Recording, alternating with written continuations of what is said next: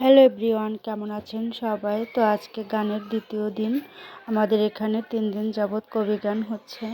তো এই যে রেডি হয়ে নিয়েছি, এখন যাব গান শোনার জন্য। আমার ভালোই লাগে কবি গান। তো আপনাদের কার কার এলাকায় গান আছে, কবি গান, অবশ্যই কমেন্ট করে জানাবেন। তো এই যে গান গাচ্ছে, ওনার নাম হচ্ছে শ্যামল সরকার। দুজন সরকার এসেছেন গান গাওয়ার জন্য।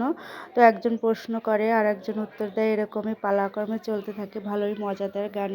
তো এরপর গান শোনার কিছুক্ষণ গান শোনার পর একটু মেলায় এসেছি আপনাদের দাদাভাইয়ের সাথে।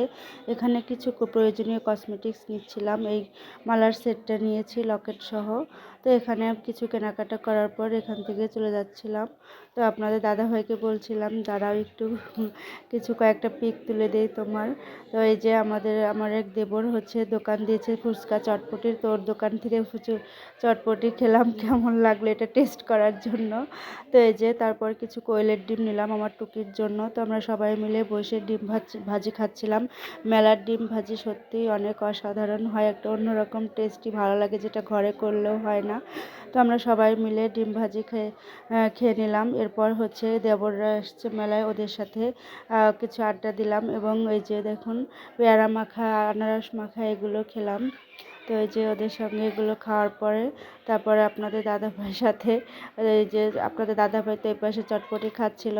তারপর মেলার কিছু সেলফি তুলে তারপরে হচ্ছে গানের মধ্যে চলে আসলাম গান শোনা হবে। তা না হলে চোখের নিমিষে কেমন করি এই মাথার ময়ূর পাখা আর বাঁশের বাঁশি নিতে পারে। মনে করি ভাবনা আজ শুধু এই বাঁশের বাঁশি আর ময়ূর পাখা নেব না, ছেলেটির মাথায় ময়ূর পাখা দিয়ে বড় গান গাওয়া সার্থক হবে। সেদিন থেকে বাবার কাছ থেকে দীক্ষা নিয়ে